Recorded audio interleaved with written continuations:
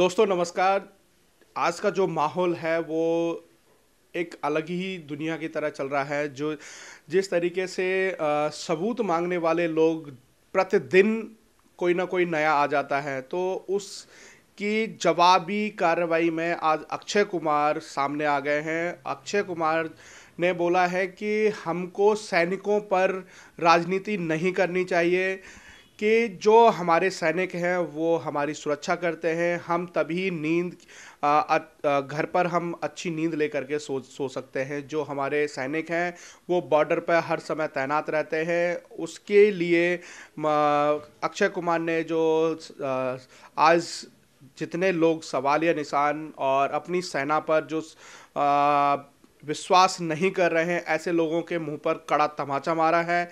जिस तरीके से कांग्रेस के बड़े बड़े दिग्गज सामने आए, कभी कपिल सिब्बल आ जाते हैं, कभी ममता बनर्जी आ जाती हैं, कभी महबूबा मुफ्ती कह देती हैं, और बाकी जो सबसे पहले जो पाकिस्तान परस्त लोग हैं, और जो पाकिस्तान परस्त लोग हैं, सिद्धू सिद्धू सबसे पहले ही उन्होंने पाकिस्तान की वकालत कर दी, और आज उनके मुंह पर अक्षय कुमार ने बहुत कड़ा तमाचा मारा है। अक्षय कुमार ने कहा है कि हमें सेना का मनोबल नहीं गिराना चाहिए, सेना के लिए हमें हमेशा खड़े रहना चाहिए, और उनके जो आत्मसम्मान की बात करनी चाहिए। जो उनकी जो कह सकते हैं कि जो सेना हमारी देश के लिए अपनी जान कुर्बान करने के लिए रहती है, तो ऐसे ही परिस्थिति में हमें सब राजनेताओं को मिलकर के उनका मनोबल बढ़ाना चाहिए, कि ना कि उनका मनोबल गिराना चाहिए। तो साथ ही जो अक्षय कुमार कहते हैं कि जो हमें काम करना है वो बेसिकली काम ये था कि हमें उनके सम्मान के लिए जो हमारी जो मैंने मुहिम छेड़ी थी, एक सैनिक के परिवार को 15 लाख रुपए अकाउंट में पहुंचे हैं, वो केवल और केवल 600 लोगों तक अभी वो राशि पहुंची है। जो कारगिल में शहीद हुए थे उन लोगों तक अभी राशि नहीं पहुंच पा रही है। तो मैं सभी देश की जनता से अपील करता हूं कि जो कारगिल में शहीद हुए थे, साथ में जो कारगिल में विकलांग हो गए थे, जो आज असहाय महसूस करते हैं, ऐसे लोग, ऐसे जो सैनिक हैं हमारे, उन पर हमें सबसे ज़्यादा ध्यान देना चाहिए। उनके लिए हमें डोनेशन देना चाहिए। देश की जनता से उनकी अपील है। और साथ ही साथ अक्षय कुमार कहते हैं कि जब मैं केसरी फिल्म की शूटिंग के दौरान जब मैंने वो फील किया है कि सैनिक जब लास्ट में जब उसके लड़ाई पर होता है तो उसके मन में क्या चल रहा होता है, किस तरह की भावनाएं होती हैं, एक जज्बा होता है, वो मैंने केसरी फिल्म शूट करने के समय मैंने वो फील किया है।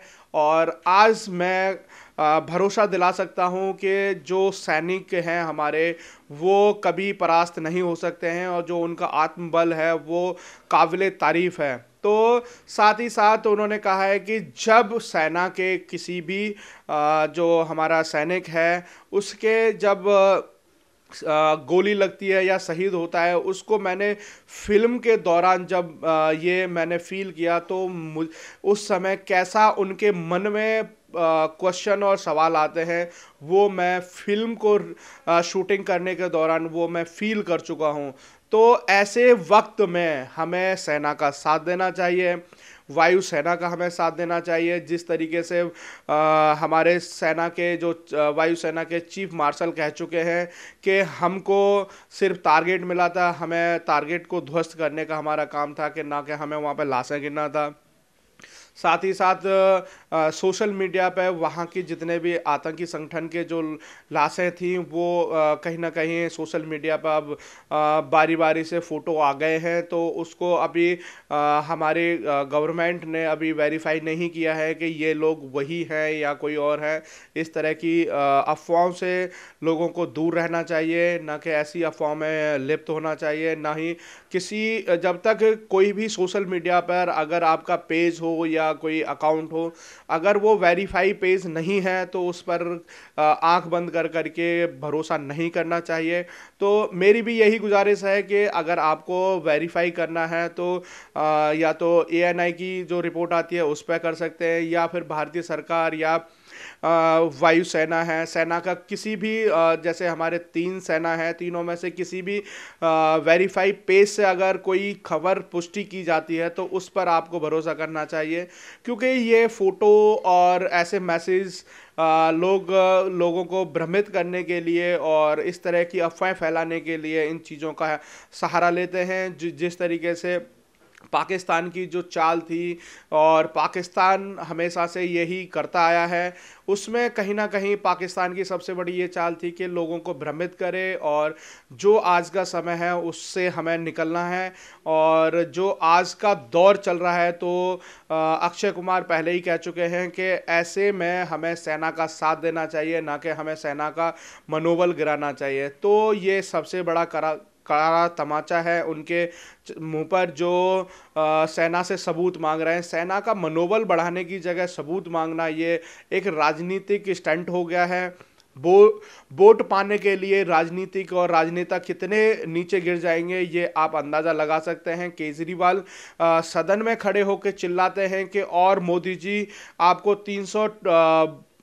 300 सीट पाने के लिए कितनी सेनाओं की शहादत चाहिए। तो इस तरीके लोगों को सबसे पहले सरकार का और साथ में वायुसेना और हमारी सेना का मनोबल बढ़ाना चाहिए, ना कि पाकिस्तान परस्त लोग होकर के उनकी पाकिस्तान की आवाज़ को बुलंद करना चाहते हैं। और दूसरे दिन वही चीज़ें पाकिस्तान की मीडिया में और पेपर में वो हेडलाइन बन के आती है कि भारतीय जो राजनीति के विपक्ष के नेता हैं उन्होंने भारत की सरकार पर सवालिया निशान खड़े हैं, सबूत मांगे हैं।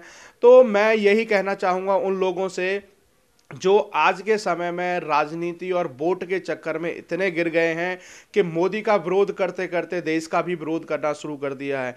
इस बात से ये एहसास हो जाना चाहिए कि हमारे जो देश के प्रधानमंत्री हैं, हमारी वायुसेना है, जो निर्णय ले रही हैं वो देश हित में ले रही हैं। अगर देश हित में निर्णय ले रही हैं तो हमें देश के लिए एकजुट होकर के हमें लड़ाई लड़नी है।